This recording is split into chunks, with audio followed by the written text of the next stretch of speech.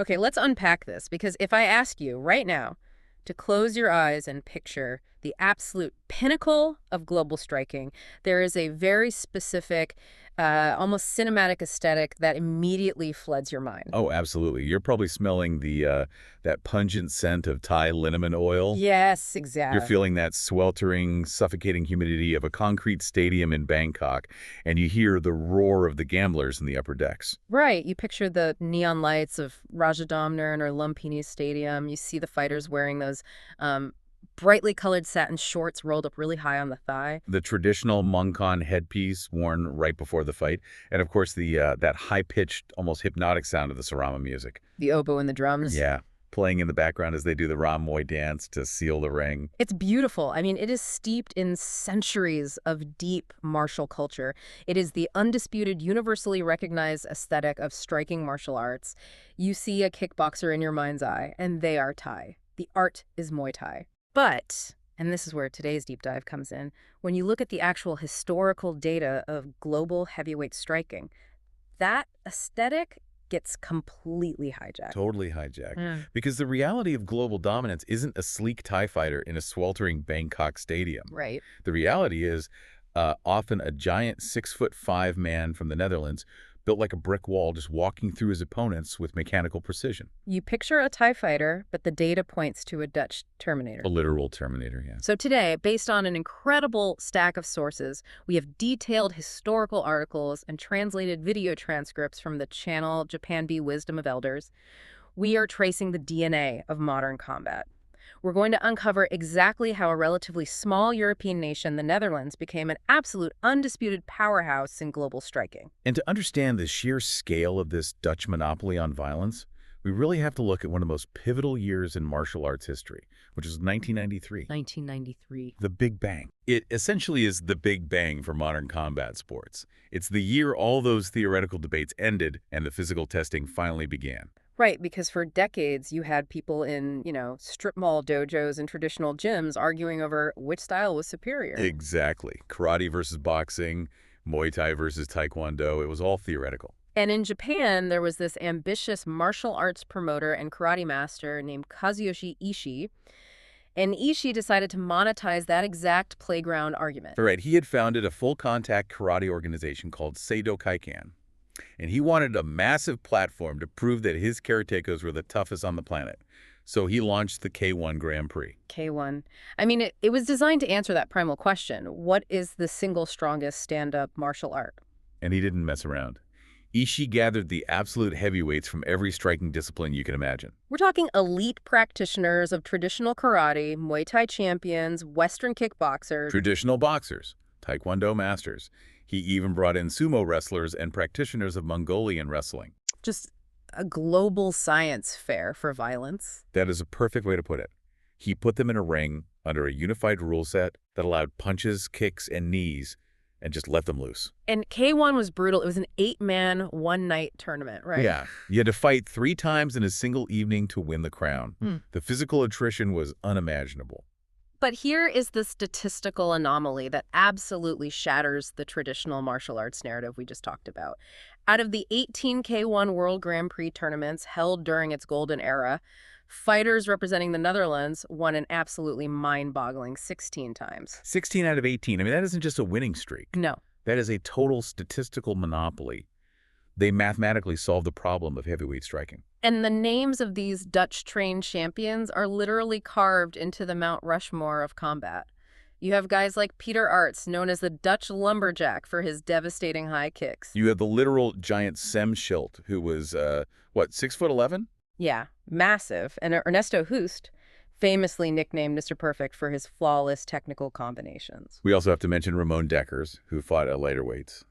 Dekkers was this turbine from hell who actually went to Thailand and beat the Thai champions at their own game in their own stadiums. Unbelievable. And then there's the very first K-1 Grand Prix winner, Branimir Sikatic. Now, Sikatic was actually Croatian, but he was forged entirely in the fires of a Dutch kickboxing gym. Okay, but let me push back here for a second, because we're talking about heavyweights mostly.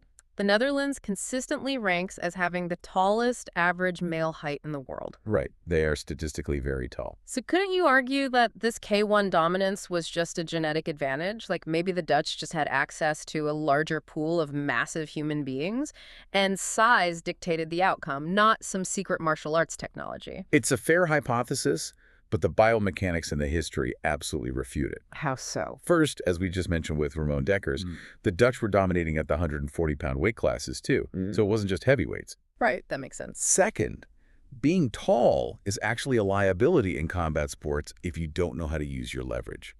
A tall fighter with bad mechanics just presents a massive target to the body and gets their legs chopped down. Ah, so a tall building with a weak foundation falls the fastest. Exactly. The Dutch dominance wasn't because they were big. I mean, the K-1 roster was full of huge guys from all over the world. The Dutch won because they developed a highly specific biomechanical system that weaponized their size while eliminating the traditional weaknesses of being tall. They built a hybrid weapon. They did. When people think of kickboxing, they think of the Thai style, which relies heavily on a lighter lead leg to quickly block kicks, and single, immensely powerful strikes. The Thai rhythm is very distinct. It's almost like a rhythmic dance, waiting for the perfect opening to land a devastating roundhouse kick or an elbow. But the Dutch didn't fight like that at all. Not even close. The Dutch style is built on relentless forward pressure and complex boxing combinations that mask devastating low kicks. They use what's called an X pattern of striking. Okay, explain the X pattern mechanically. How does that actually work in a fight? Biomechanically, if I throw a heavy right cross a punch with my right hand, my opponent's defensive attention and their physical weight naturally shifts to their left side to absorb or slip that blow. Right, they brace for the impact. Exactly. Yeah. The Dutch recognize this kinetic transfer. So the moment that right cross lands or is blocked, the Dutch fighter immediately fires a left hook to the body or a left kick to the liver. It targets the opposite quadrant. High right, low left, high left, low right. You're constantly crossing their center line. Yes, you overwhelm their neurological processing with Western boxing, forcing them to raise a high guard to protect their head.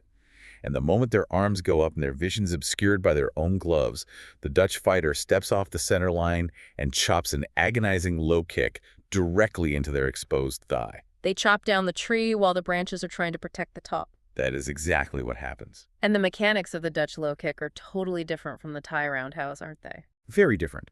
The traditional Thai kick is swung almost like a baseball bat. The leg is relatively straight, and the power comes from swinging the entire hip around. It's incredibly powerful, but it requires space. Okay, the Dutch kick. The Dutch low kick is more like chopping with an axe. It's shorter, thrown from a closer boxing distance, often stepping outward at a 45-degree angle to change the trajectory, turning the hip over sharply at the very last second to dig the shin downward into the muscle. So if Kazuyoshi Ishii threw this K-1 tournament as a global science fair for violence, everyone else showed up with beautifully crafted traditional muskets, and the Dutch just rolled in with a fully automatic, biomechanically perfected machine gun. Yes, they essentially solved the physics of human combat. But how did this happen? It's not like the Netherlands has a 1,000-year history of ancient, misty martial arts temples. How did they build this machine? To trace the DNA of that machine gun, we have to travel back in time, far away from the glitz and neon of the 1990s K-1 arenas. We have to land in the gritty, freezing, chaotic landscape of 1950. 1950. And that brings us to a man who sounds like a character written by Hollywood, John Blooming. John Blooming is the undisputed godfather of Dutch martial arts. His life story is the bridge between the ancient traditions of the East and the modern combat sports of the West. If you want to know why Dutch fighters punch the way they do, you have to understand the mind of John Blooming. Set the scene for us. It's 1950. Who is he? Blooming is a young man from the Netherlands. He's tough, he's athletic, and he's serving as a United Nations soldier in the Korean War. Right. This was a brutally cold, vicious conflict. Blooming sustains injuries during his deployment. He's evacuated from the freezing trenches of the Korean Peninsula and transported to a military hospital in Japan to recover. And Japan in 1950 is in the middle of its own post-war reconstruction. The Allied occupation is still technically in effect, the country is rebuilding, and Blooming is this massive, combat-hardened European soldier looking for a way to rehabilitate his body and his mind. And while recovering in Japan, Blooming wanders into a dojo and is introduced to the art of judo. which completely shatters his understanding of physics. Oh, completely? Because Blooming is a big, strong guy. He's survived a war. But he steps onto the tatami mats, and he finds himself being effortlessly tossed through the air by Japanese instructors who are significantly smaller than him, often weighing like 140 pounds soaking wet. The mechanics of it blew his mind. Judo, which translates as the gentle way, relies on the principle of maximum efficiency with minimum effort. Right. Instead of resisting force with force, a judoka uses their opponent's momentum against them. If Blooming pushes forward with all his strength, the smaller instructor doesn't push back. He pivots, pulls Blooming in the direction of his own force, lowers his center of gravity below Blooming's hips, and throws him. It's applied physics. You are literally displacing their center of gravity to unbalance them. Exactly. Blooming becomes absolutely obsessed with this concept of leverage over brute force. He eventually returns to the Netherlands, continues his judo training relentlessly, and by 1959 he is so dedicated that he makes the pilgrimage back to Japan to study at the Kodokan. The Kodokan is the global headquarters and holy grail of judo. It was started by Kano Chigoro. It is the absolute pinnacle of grappling technique. Right. Blooming is there to master judo, but he's a fighter at heart. He wants to know how to strike, not just how to throw. So he starts exploring the local karate dojos in Tokyo. And he is deeply, profoundly disappointed. He's disgusted by what he finds, honestly. Why? Because he's a soldier who knows what actual violence looks like. He's looking for a fight, and what he finds is essentially synchronized choreography. Right.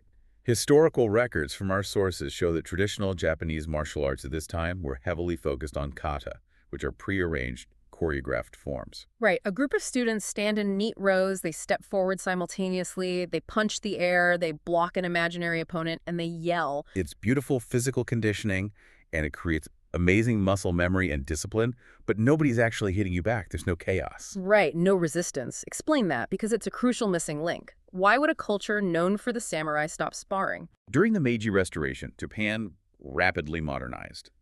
The samurai class was officially abolished. The government passed the Hitori Edict in 1876, which made it illegal to carry swords in public. Wow, okay. Suddenly, centuries of battlefield martial arts, the arts of slicing armor, snapping necks, and surviving feudal wars became completely obsolete. You can't walk around with a katana anymore, and the military is adopting firearms, so the old martial arts are facing extinction. Exactly. To survive in a modern, industrialized society, the martial arts had to justify their existence. They had to pivot.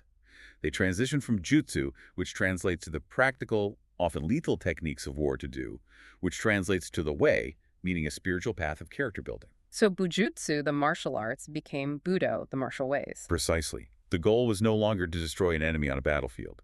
The goal was to perfect your own character, to conquer your own ego, to cultivate discipline, and to become a productive citizen. It was integrated into the public school system as physical and moral education. Which, from a societal standpoint, is a beautiful philosophy. But if you are John Blooming, a guy who has seen the absolute worst of human nature in a freezing trench in Korea, punching the air in a synchronized line to build good citizenship is not going to keep you alive in a back alley brawl. No, he felt it was a delusion. He wanted to know what works against a fully resisting, aggressive opponent who is actively trying to take your head off. He was entirely disillusioned with Tokyo's polite Budo culture. But then rumors reach him. Yeah, rumors about a very different kind of dojo operating on the fringes of the city, a place that the traditional polite karate community absolutely despised. The Oyama Dojo. The Oyama Dojo. This was the predecessor to what would eventually become Kyokushin karate. It was founded by a fiercely intense, uncompromising man named Masutatsu Oyama, widely known as Mas Oyama. So Blooming walks into the Oyama Dojo and finally finds the crucible he's been looking for. Because the rules at the Oyama Dojo in the late 1950s were notoriously, terrifyingly brutal. The Oyama Dojo was essentially a laboratory for human destruction. It was as far removed from the polite Budo of the era as you could possibly get. Let's break down exactly what went on inside those walls, because the reality of their sparring sessions, their kumite, sounds like a street fight. It basically was. Punches to the face with bare knuckles were entirely permitted. You could strike with your elbows. Groin attacks were legally on the table. You could grab your opponent, throw them onto the hardwood floor in the dojo, and apply joint locks. It was hyper-realistic combat simulation. Oyama's philosophy was rooted in absolute pragmatism. If a technique looked beautiful in kata but failed when a 200-pound man was charging at you with bad intentions, that technique was immediately discarded. They tested everything against full resistance. But wait, let me pause you there. Post-war Japan was under strict Allied occupation until 1952, and even in the late 50s, the country was trying to project an image of peace and civility. How on earth did a dojo just run full contact, bare-knuckle brawls with face punches and groin strikes without the Japanese authorities shutting it down? It sounds like an illegal fight club. It basically operated in a gray area of martial arts tradition. Yeah. Because it was technically a dojo and governed by a sensei, it enjoyed the cultural protection of martial arts practice. Oh, okay. But you were absolutely right to point out the friction. The traditional Japanese martial arts community looked at Oyama's methods and were horrified. They actively petitioned against him. They mocked his style, literally calling it kenka karate, which translates to brawling karate or street fighting karate. Right. They thought Oyama was a barbarian, stripping the dignity and spiritual refinement away from their ancient arts. But Blooming, the pragmatic Dutchman, looked at this so-called brawling and realized it was actually high-level science. Blooming saw past the blood and the bruises. He realized this wasn't mindless violence. It was a highly calculated, comprehensive framework. What's fascinating here is that it was completely ahead of its time. For example, the Oyama dojo was incorporating modern Western weight training, lifting heavy barbells to build explosive muscular power. Which was completely taboo in traditional martial arts. Traditionalists thought lifting weights made you slow and stiff. Exactly. Traditionalists believed power came solely from technique and internal energy. Oyama believed power came from technique multiplied by dense, heavily conditioned muscle. They were willing to use any tool, any methodology, whether it came from the East or the West, if it made the fighter more dangerous. And Blooming didn't just survive this crucible, he thrived. He became an absolute monster on the mats. You have this massive, physically imposing Dutch veteran who already understands the leverage of elite Kodokan Judo, now absorbing the absolute most terrifying iteration of full contact striking ever created. An injured UN soldier found his true calling in the most controversial dojo in Tokyo. He became a physical manifestation of Oyama's philosophy, and once he mastered it, he decided to export it. Which leads us to a massive turning point in our timeline, the Great Schism, the tension between preservation and sanitization. Right. By 1962, Masayama is so impressed with John Blooming's devastating effectiveness that he appoints him as the official head of the Netherlands branch. Wow. Blooming returns to Europe and starts building a martial arts empire. By 1968, Masayama names Blooming the chairman of the entire European region, officially declaring him the strongest foreign Kyokushin karateka in the world. It's an incredible endorsement. Blooming is essentially the European ambassador for Oyama's brand of violence. He's teaching the Dutch this hyper-realistic bare-knuckles style. But as we move into the 1970s, a massive fundamental shift happens back at the headquarters in Japan. Oyama Dojo rebrands. It officially institutionalizes and becomes the Kyokushin Kaiken. And with that global institutionalization, they start to change the rules of the game because of the Olympics and the desire for mass appeal. As Kyokushin sought wider adoption, as it sought to transition from an underground controversial fight club into a globally recognized sport, it had to make compromises. Right. They wanted to hold massive tournaments in stadiums, and you cannot easily televise a sport where fighters are constantly getting their teeth knocked out, their orbital bones shattered, and their knees ripped apart by joint locks. So they started sanitizing it. They eliminated the most dangerous techniques. Punches to the face with the hands, banned. You could still kick the head, but no punches. Throws and judo-style takedowns, banned. Joint locks and grappling, entirely banned. The organization prioritized safety and scalability. They created a rule set where practitioners could fight full contact, bare knuckle to the body, proving their toughness and conditioning, but without the constant risk of catastrophic facial or joint injuries. Right. They wanted a sport that a businessman could train in on a Tuesday and still go to work on Wednesday without a broken nose.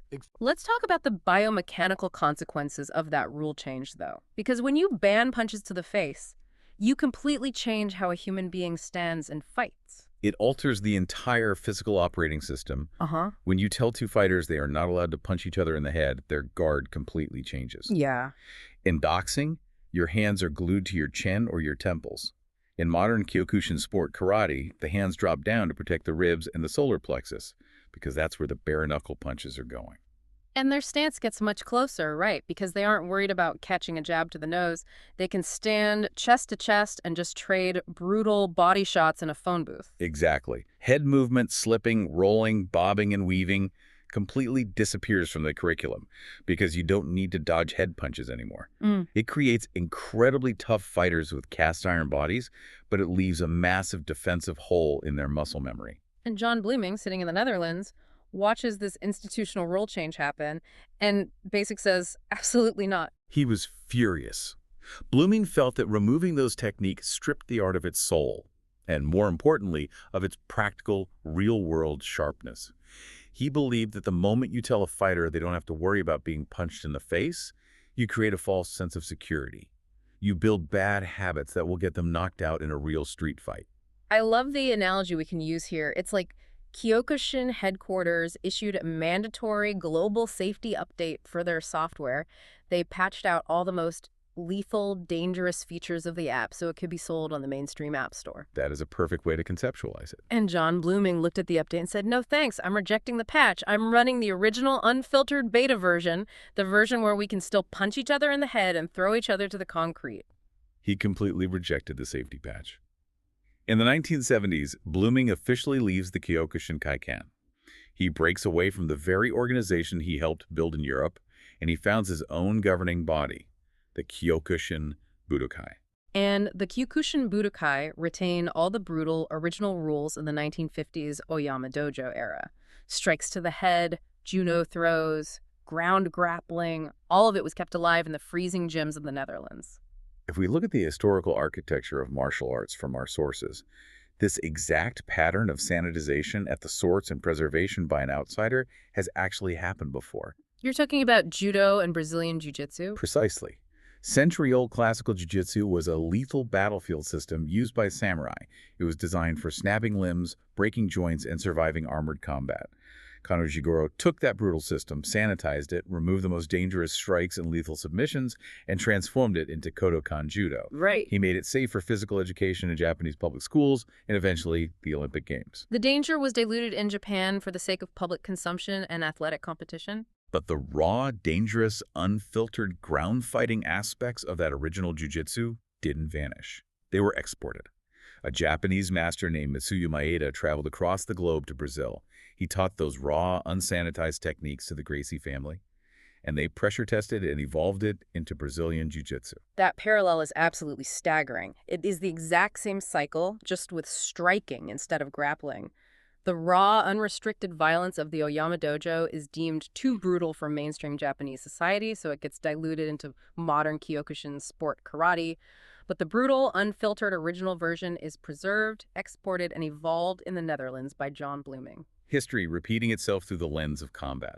The sanitization happens at the cultural source, but the raw data is preserved and weaponized by an outsider. And this rebellious preservation by Blooming wasn't just a historical footnote, it was the bedrock, the rich soil from which the legendary institutions of Dutch kickboxing grew. Which brings us to the architecture of that dominance, the three foundational gyms. Right. If you look at the lineage of almost every major Dutch striking champion, the guys who terrorized the K-1 Grand Prix in the 1990s, it traces back to one of three gyms: Manchuria Gym, Vos Gym, and Dojo Chokuriki. And all of them, every single one, traces its DNA directly back to the Kyokushin influence brought over by John Blooming. Let's break those down, starting with Manchuria Gym. It was founded in 1978 by a man named Jan Plaas. The story of Jan Plaas is fascinating because it hinges on a geographical accident.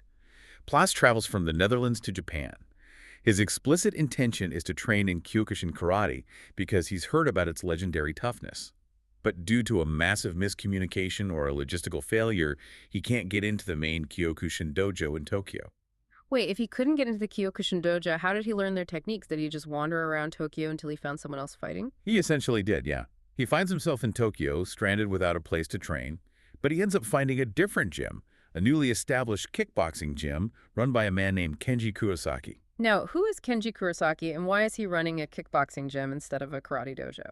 This is where the history gets incredibly layered. Kurosaki is a legend in his own right. He was one of the original top-tier instructors at the brutal Oyama dojo alongside Mas Oyama. He was Oyama's right-hand man. Okay. But, like Blooming, Kurosaki had also eventually left the Kyokushin organization. Why did Kurosaki leave? because of a deeply humbling experience in Thailand. In 1964, Kyokushin accepted a challenge from the Muay Thai stadiums. They sent 3 of their best karate fighters to Lumpini Stadium in Bangkok to fight the Thai champions under full contact rules. Oh, wow. 2 of the karate fighters managed to win against lower-level Thais, largely using judo throws which confused the Thai fighters. But Kurosaki, the elite instructor, faced a top-tier Thai champion and was brutally knocked out by an elbow strike. The traditional karate stance with the hands lower and the upright posture left him completely exposed to the close-range elbows of Muay Thai. Exactly. The biomechanical flaw of Kyokushin, the lack of head defense, was exposed on the global stage. Kurosaki was a pragmatist. Instead of making excuses, he returned to Japan, left mainstream Kyokushin, and decided to fix the flaw. He innovated. He blended his bone-crushing Kyokushin kicks and body conditioning with the ringcraft, head movement, and defensive guards of Western boxing and integrated the low kicks of Muay Thai.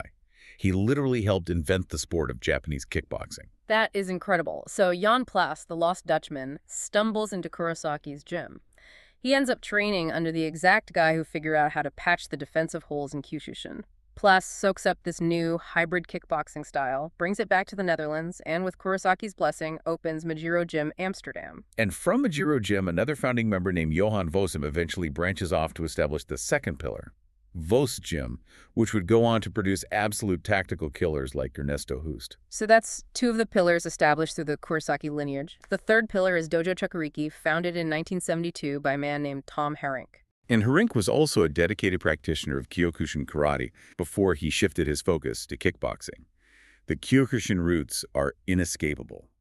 It is the foundation of the entire Dutch house. And it's not just the techniques, it's the culture. Even today, in 2026, if you walk into one of these elite, gritty Dutch kickboxing gyms in Amsterdam, you will see the cultural ghosts of Japanese karate everywhere. Oh, everywhere. Despite being modern, Western kickboxing facilities, the cultural holdovers are striking. The fighters still refer to their trainers as sensei. They still observe the traditional Kyokushin practice of mokuso, which is a period of meditative silence, kneeling on the floor at the very end of a grueling training session to calm the mind. And perhaps most visibly, before a Dutch fighter enters the ring or when they greet their opponent, you will often see them perform the distinct Kyokushin-style Osu salute.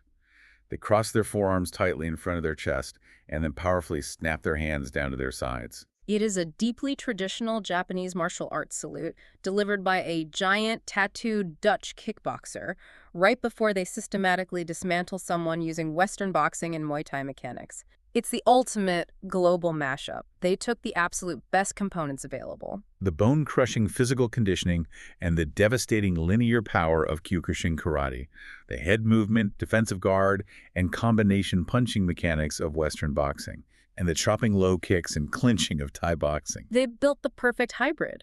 But here's where it gets really interesting, because there's a piece of the puzzle that completely threw me for a loop. We have the 3 pillars: Majiro Gym, Vos Gym, and Dojo Chokuriki.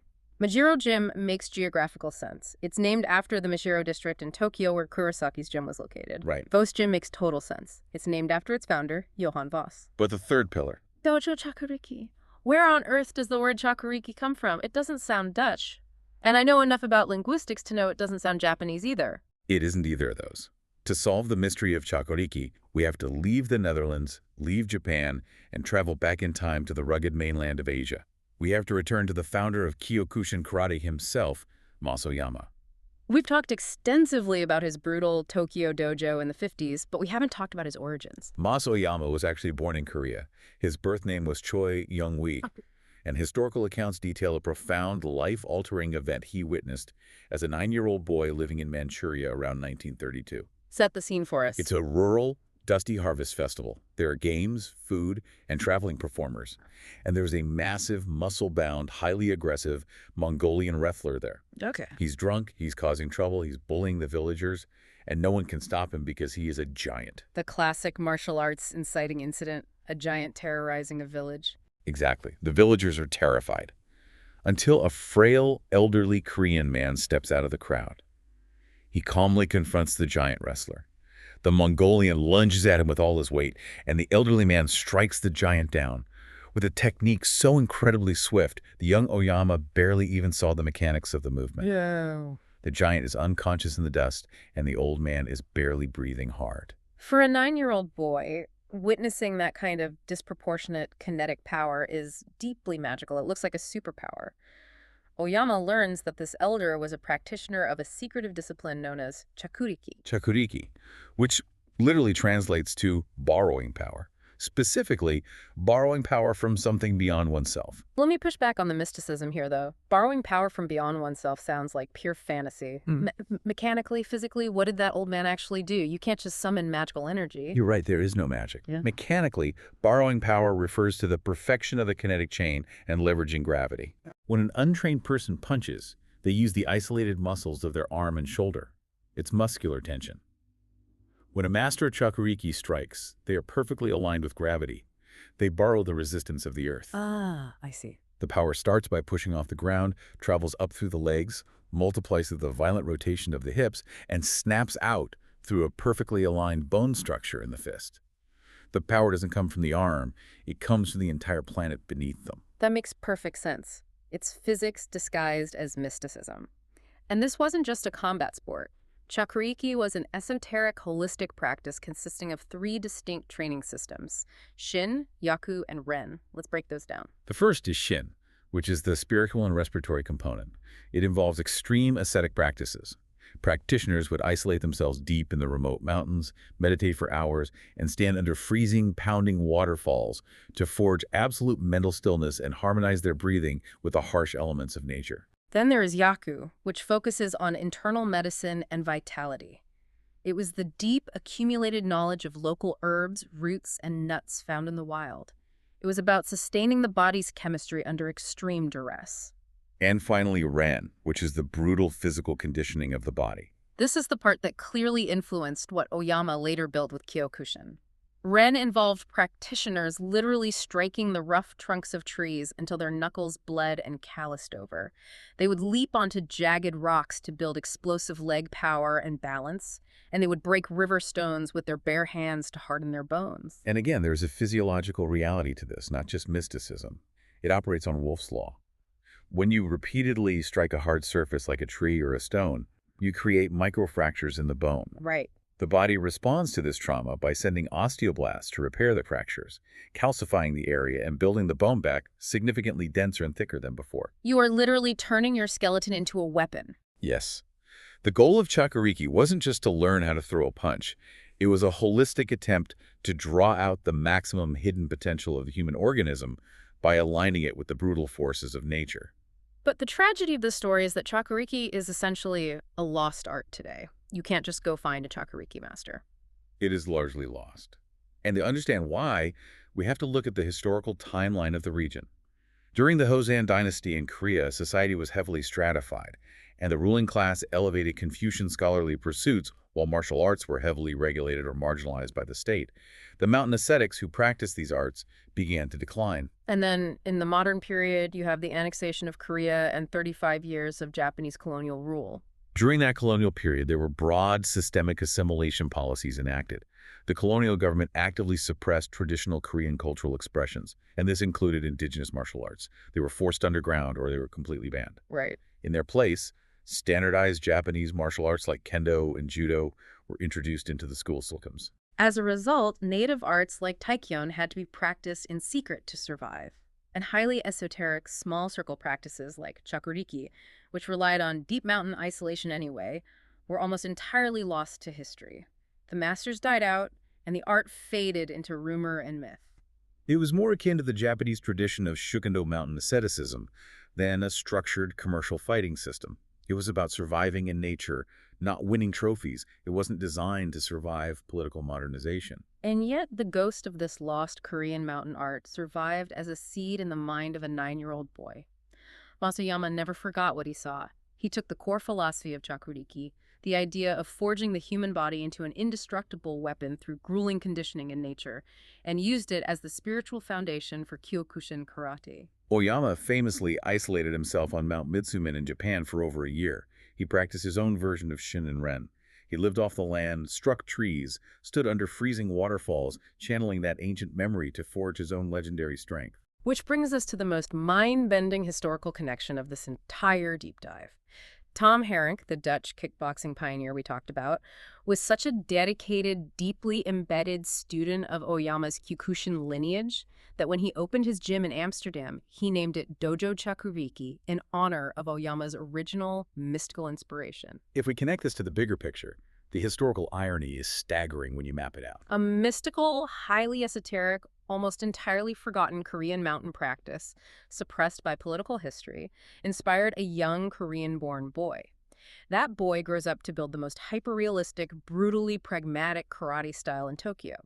That Tokyo dojo exports its most rebellious, pragmatic students to Europe, and those European students birth one of the most devastating, scientifically applied kickboxing institutions in the world. From an old man knocking out a drunk wrestler in a dusty Manchurian festival, to Peter Arts throwing head kicks in the neon lights of the Tokyo Dome. It is the wildest game of martial arts telephone I have ever heard. It perfectly illustrates how martial arts are never static. They are living, breathing technologies. They cross borders, they mutate, they absorb local environments, and they adapt to survive. And the Dutch had successfully adapted and mutated these arts into the ultimate striking weapon. They had their three pillars. They had the Chakuriki conditioning, the Mashiro technique, the Vos tactics. They had the Kyokushin power, the boxing hands, the Thai kicks. The machine was built. And we know they dominated the 1993 K-1 Grand Prix with it. But K-1 was just one half of the story in 1993.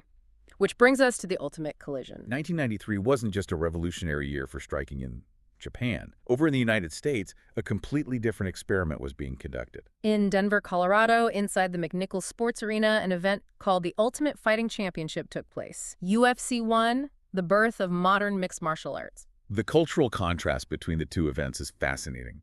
K-1 in Japan was presented as a highly respectful, massive stadium spectacle to find the best striker. UFC 1 in America was marketed almost as a blood sport. It was raw, it was controversial, politicians called it human cockfighting, and it asked a much more dangerous question. What is the best martial art period when there are almost no rules at all? No weight classes, no time limits, no gloves. You have a boxer with one glove, a sumo wrestler, a kickboxer, all thrown into an octagonal cage. And the finals of UFC 1 featured a historic, almost poetic clash of the two very distinct martial arts lineages that we've been tracing today. On one side of the cage, you had Royce Gracie.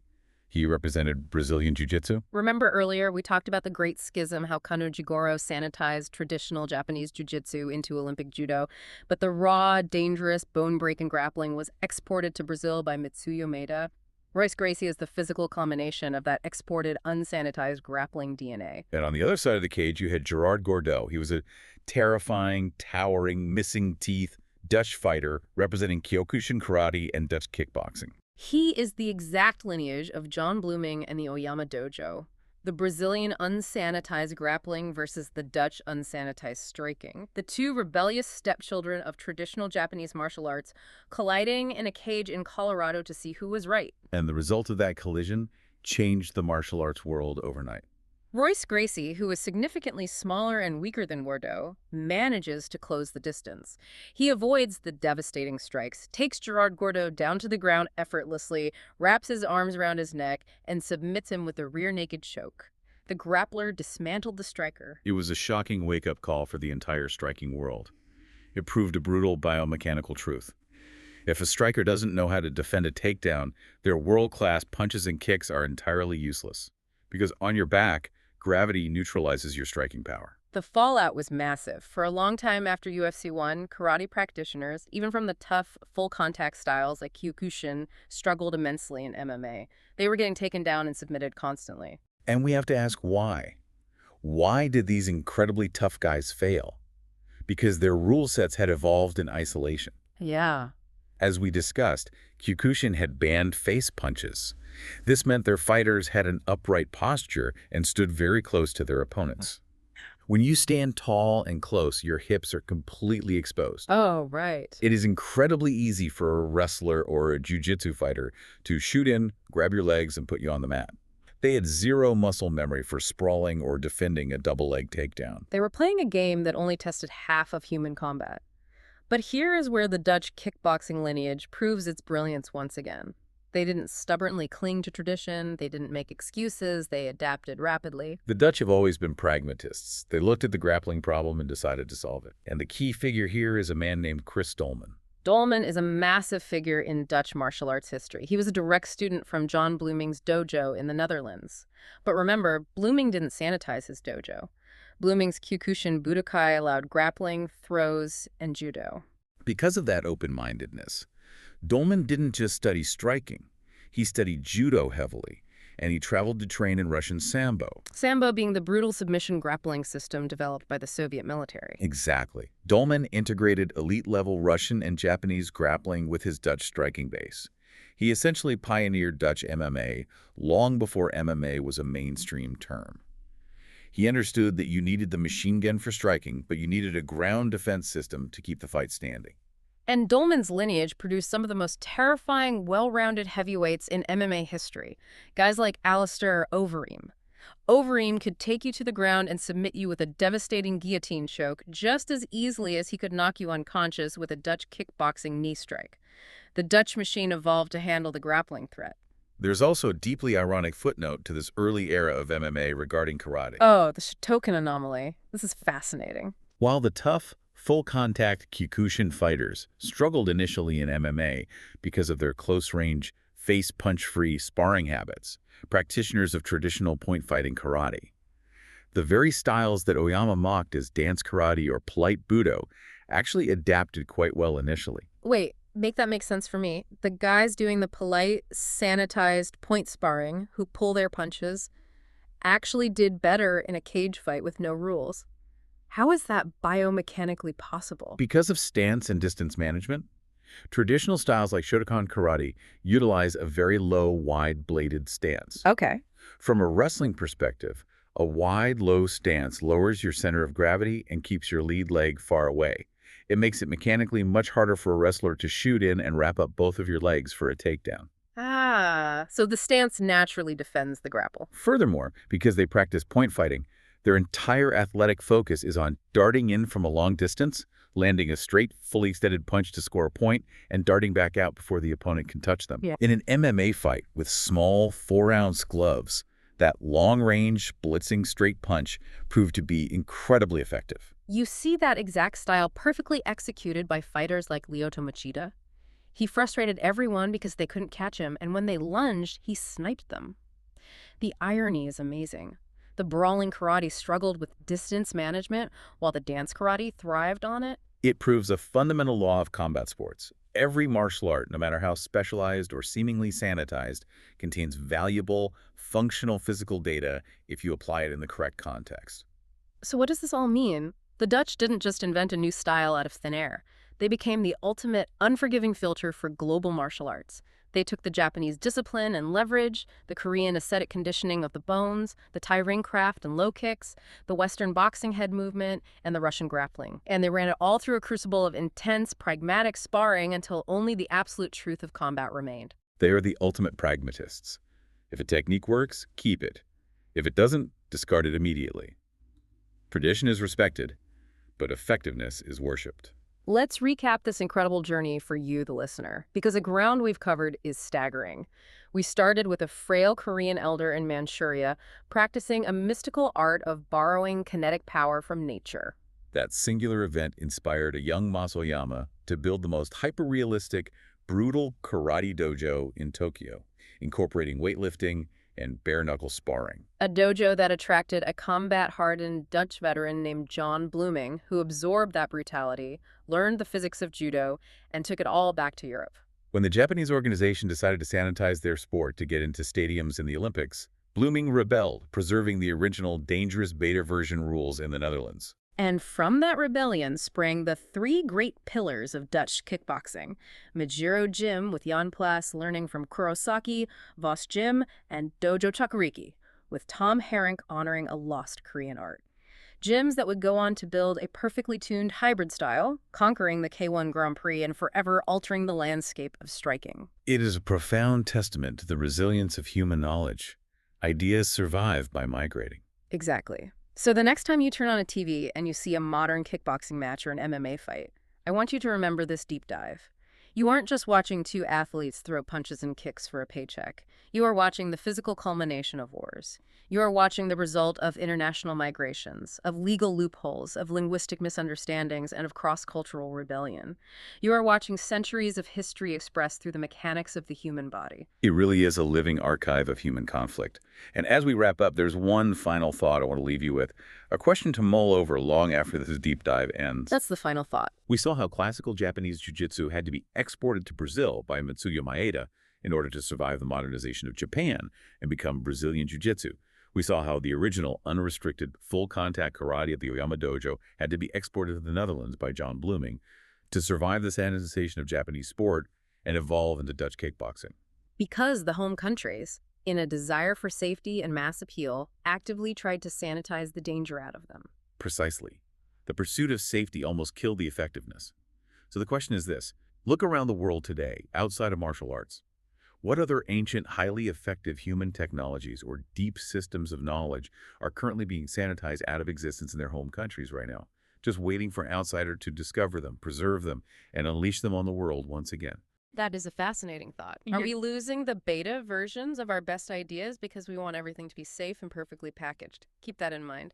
And remember, the next time you picture the pinnacle of kickboxing, don't be surprised if they're 6'11" and speak Dutch. Thanks for taking the deep dive with us.